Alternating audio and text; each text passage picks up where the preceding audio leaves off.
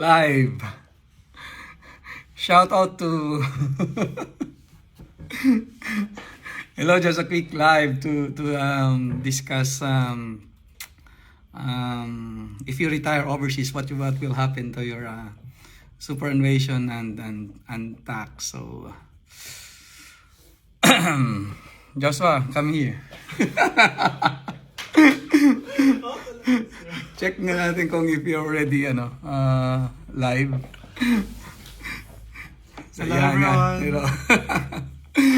Just a very very quick live because meron yun, Joshua, there is a client this morning who called me asking he wants to retire overseas na, which is common naman, no? Yeah. Ano sabi niya? Ano mangyayari sa tax sa superannuation niya? Instead of answering it pa isa-isa, no? So why not go live, discuss it? I think a lot of our kababayans will learn in this live because there's a lot of questions kasi na parang and financial advisor actually it's too expensive. Yeah. So tatanong lang sila kung ano mangyayari sa superannuation, ano mangyayari sa tax, and it's quite I don't know, and then i-charge sila, invoice sila. So so considering now we are an accountant, we are a licensed financial advisor, and we know this stuff. So let's do it live and you can save a lot of money instead of paying financial advisor. So if you know someone na malapit na mag-retire or may plan na mag-retire sila overseas, so pwedeng i-share ang video nito or i-tag sila at I think na marami silang matututunan. So retiring overseas, it's so common to Australians. Ang Australian kasi ay medyo nahihiya si Joshua. Nakita ko nga Joshua. So Australian kasi really love to travel, di ba? Yes. So gusto talaga nilang mahilig talaga mag-travel ang Australian. And it's not surprising na gusto nilang mag-retire overseas. So before the pandemic, around it's a government record, no? It's close to 10,000 retired overseas already. And then close 10,000 during the 2018-2019. 10,000 went overseas to retire. During pandemic, of course, no, close ang border. Yeah. So around 5,600. What's the common country?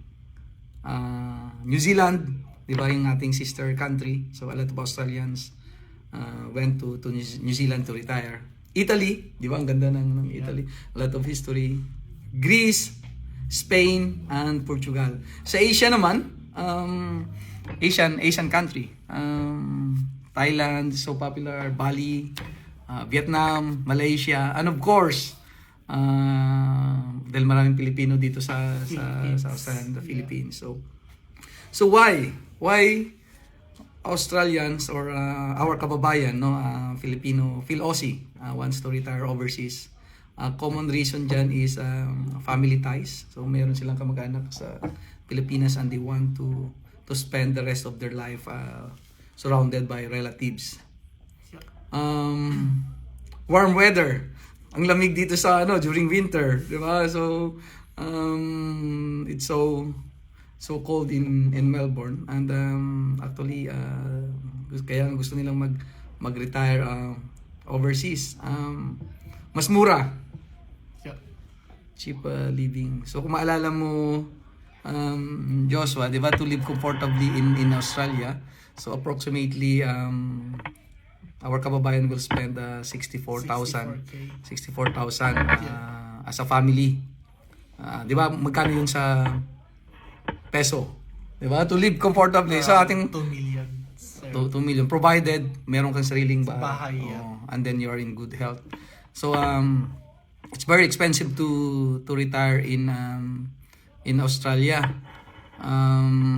So doon, kung may 2 million ka, di ba? Yeah. So imagine guys, so yung comment namin, yung mga may viewers kami from the Philippines, the 2 million peso, di ba? That's the comfortable retirement expenses dito sa amin dito sa Australia. So in the Philippines, the 2 million could be converted to more comfortable, no? Because of that money. Ano pa? House. Magkano ang bahay dito, 'di ba? Around 600, 800,000 in the Philippines. If you have like $800,000, I think baka mansion. Mansion na yan. Mansion na yung mabibili nila. So, I mean, there's a pros and cons of retiring overseas. You can actually comment, no? Sa amin, pwede siyang dagdagan. It's not actually the perfect na it's based on my my research. Hindi na pwede namang madagdagan ito. The advantage of retiring overseas for our kababayan, no, na gusto sa Pilipinas mag-retire. Maring mas murang food, yeah. Murang it could be murang living expenses. So nanonood para sa atin si Mr. Randy, our tax smart Windham. And then shout out sa kanya. And then hi Lowell Bonsato. Ang topic namin retiring overseas, what will happen to my superannuation and taxes. No. Ang pinag-uusapan namin actually we actually discuss what's the advantage of retiring overseas. So if you can share, no, you can drop a comment. So we mentioned the one advantage actually is a cheaper food. Sabi nila, living expenses. Yeah. Shout out kay Shoutout nga po pala kay Ate Kate. Kate, you drop a comment daw. What's the advantage of retiring overseas? Yes. So sabi namin, cheaper property. So in Australia, 800,000. In Melbourne, in Sydney, maring ang mahal niya. Mas mahal. So if it's 1 million in Sydney, that's 38 million in the Philippines to buy a property. So some people will, di ba, gusto mag-retire sa Pilipinas. Could be health care din, although we have a Medicare here. Pero there's a health care, yung mga para sa expat. So parang sinasabi nila na it could be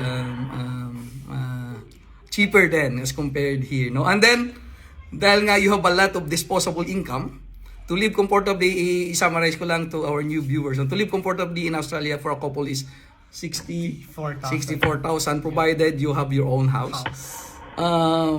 Pag pupunta ka sa Pilipinas, you will have more tawag nito, disposable income.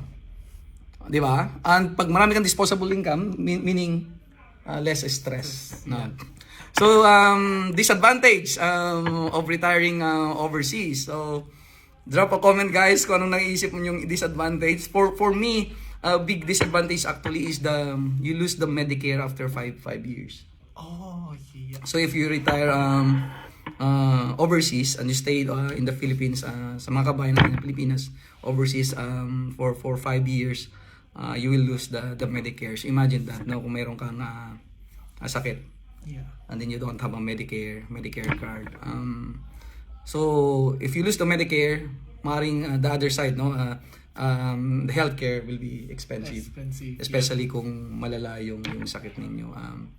And there's this one, itong topic na natin, the tax implication actually for asset na iwanan mo dito sa Australia. Oo.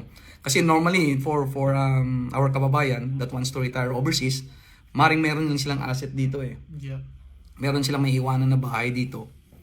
And before that, no, yung tax implication, may question kanina, can I access my superannuation? So ang sagot diyan, if you are a citizen or a permanent resident, if you don't meet a condition of release like retired ka, disability, you cannot withdraw that super fund until such time na mag-retire ka.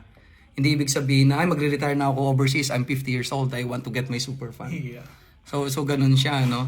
May exception dyan, Joshua, except for those who will retire in New Zealand, they can roll over their super fund. Sa New Zealand din. From Australia to New Zealand. No?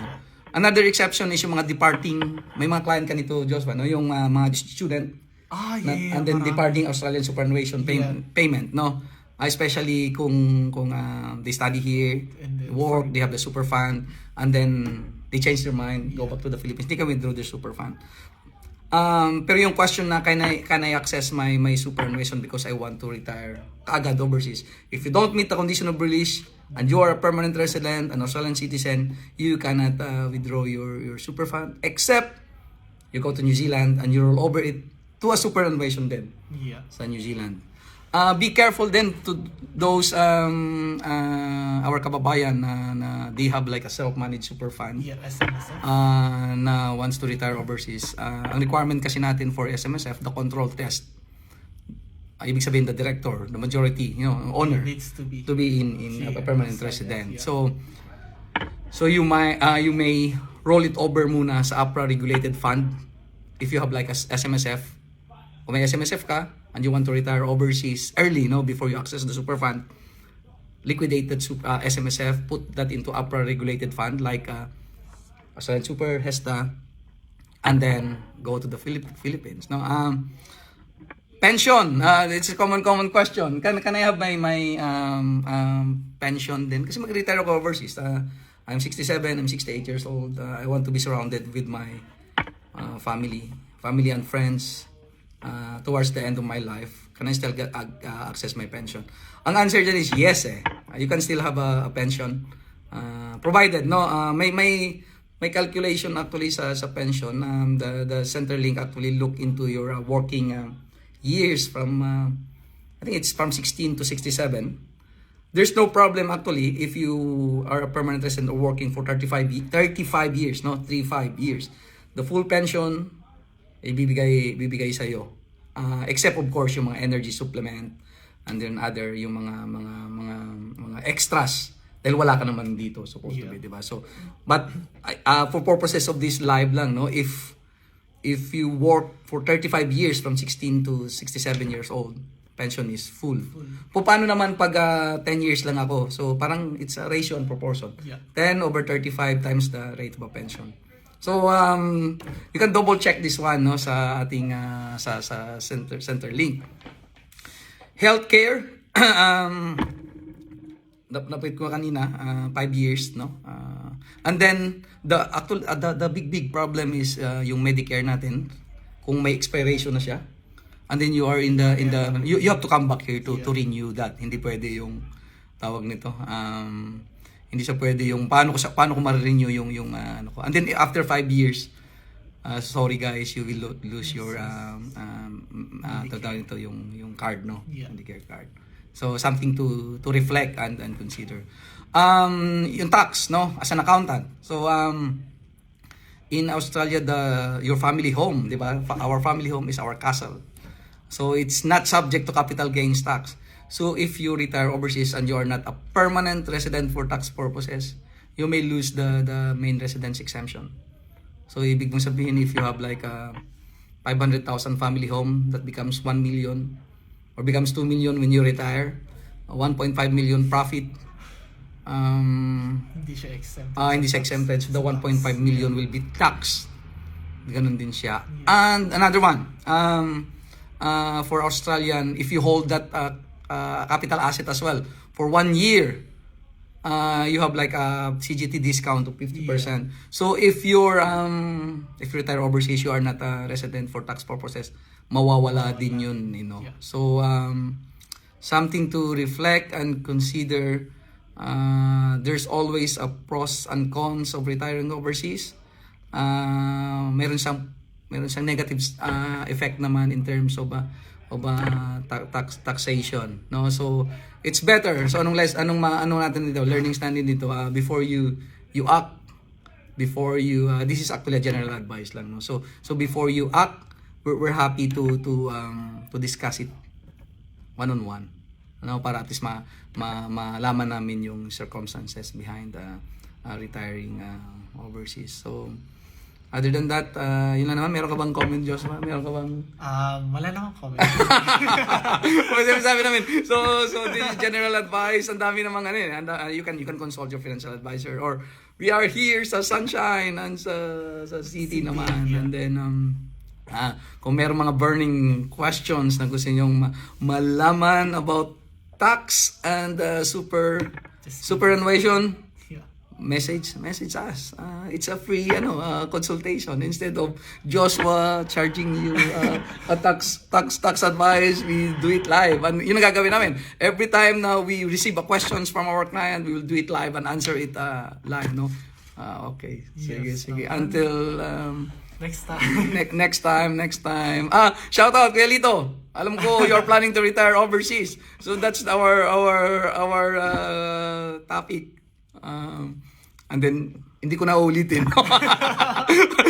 Panoorin mo ulit. But ang ano dito is there's a advantages and disadvantages of retiring overseas. So until next time. Thank you guys. Thank you. Bye-bye.